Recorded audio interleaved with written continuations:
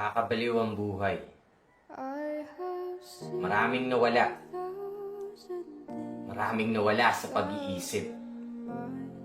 Merong konting natira. Tumira sa buhay upang habang buhay na mabuhay na lamang sa panaginip. Tumira sa karimlan. Yan ang napili ng ilan. Mga bituin sa langit. Niyakap pang kawalan, paglaban ay tinanggihan, dinatiis mga pasakit. Mga duwag! Mas nakamamatay ang mabuhay. Hindi nyo ba yan naisip? Tumira sa buhay upang habang buhay na mabuhay na lamang sa panaginip. Alam mo bang apat sa 100,000 Pilipinong nagpapatiwakal taon-taon.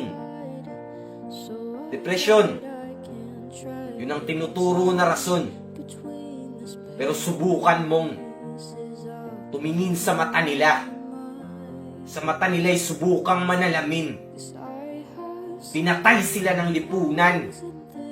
Lipunan ng salarin, kaya suicide nga ba? O baka murder ang dapat na itawag? Masyado tayong pinipressure na maging ganyan, maging ganto, maging tanggap, maging pasok sa standard. Pero ni minsan ba, tinanong nila tayo ng what is in your heart? Hindi.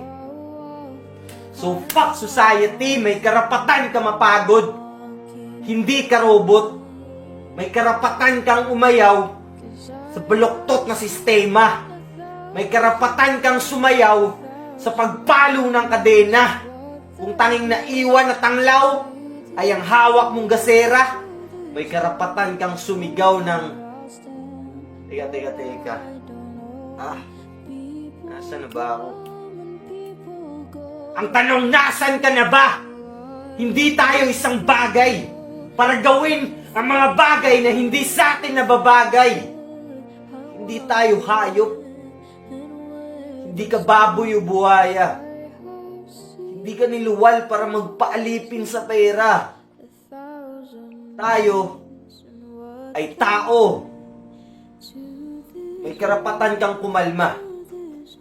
May karapatan kang magreklamo kapag nasasakal ka na. May karapatan kang huminga. Huminga ng libre. May karapatan kang sumaya at mabuhay ng simple. Gawin mo kung anong gusto mong gawin. May karapatan kang sundin kung anong gusto mong maging. Dahil ang kamatayan, hindi mo alam kung kailan darating.